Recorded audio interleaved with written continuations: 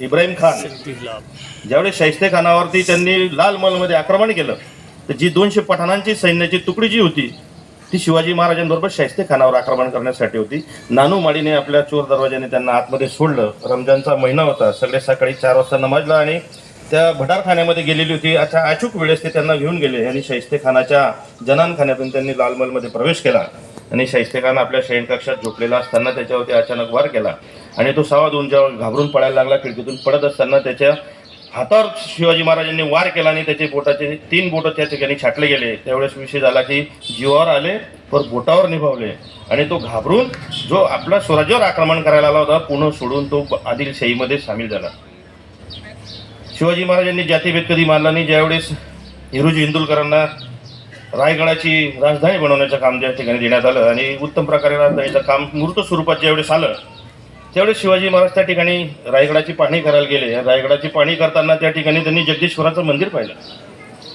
उत्तम प्रकारे हिरोजी इंदुलकरांनी ते मंदिर, स्वराज्याची उभारणी, व्यापारपेठ असेल, महल असेल, आपल्या मंत्र्यांसाठीचे वाडे असतील, ह्या सगळ्या प्रशस्त इमारती 1100 एकरमध्ये हा रायगड किल्ला आज पण प्रशस्त त्या ठिकाणी उभा आहे. आज पण त्या पाऊल खुणा म्हणजे इतिहासाच्या खुणा त्या ठिकाणी आपण गेलो तर आपल्याला बघायला मिळतील.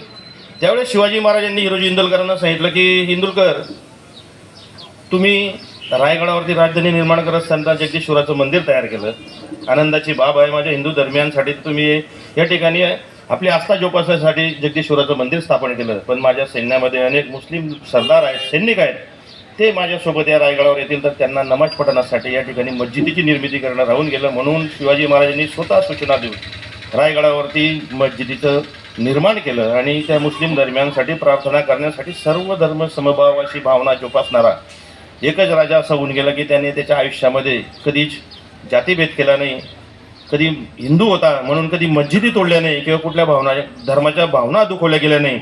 आणि आज आपण काय करतो, राजकारणासाठी छोट्या मोठ्या गोष्टींसाठी जातीमध्ये भेद निर्माण करण्याचा आणि शिवाजी महाराजांच्या नावाने हे करतो. हे सर्वात मोठं दुःख की ज्यांनी आयुष्यभर ते कधीच केलं नाही त्यांच्या नावाने जर आपण असं काही करत असू. काही समाजविघातक प्रवृत्ती असतात त्या फक्त मुस्लिम धर्मामध्ये जातात असं नाही, ते आपल्या धर्मामध्ये देखील आहेत. 2, 4, 5 असे प्रत्येक ठिकाणी असतात. याचा अर्थ सर्व समाज हा वाईट नसतो. प्रत्येक समाजामध्ये चांगले लोकसुद्धा असतात. आता सगळे लोक शिकले सवरले, त्यांना पण एज्युकेटेड लोक समजतं की बाबा कायदा मोडला तर त्याचे काय परिणाम होतात, भावी पिढीवर काय काय त्या गोष्टींचा परिणाम होतो. अशा अनेक गोष्टींचं ज्ञान आता प्रत्येक समाजातल्या लोकांना आहे आणि सजग आणि जागरूक असा आपला एरंडोलचा समाज आहे. पूर्ण नागरिक आहेत आणि सामाजिक एकोपा, सामाजिक सलोखा. साहेब, आमचं गाव एरंडोल, आमची एरंडोली ही दिल्लीपर्यंत चालते. दिल्लीमध्ये जरी वाद झाला तर कोणी पण म्हणतं तिथं की चला एरंडोलीकडे टाका. राजकीय असेल, सामाजिक असेल, कुठलाही वादविवाद असेल, आम्ही सामोपचाराने या ठिकाणी सगळ्या गोष्टींवरती मार्ग हे काढत असतो.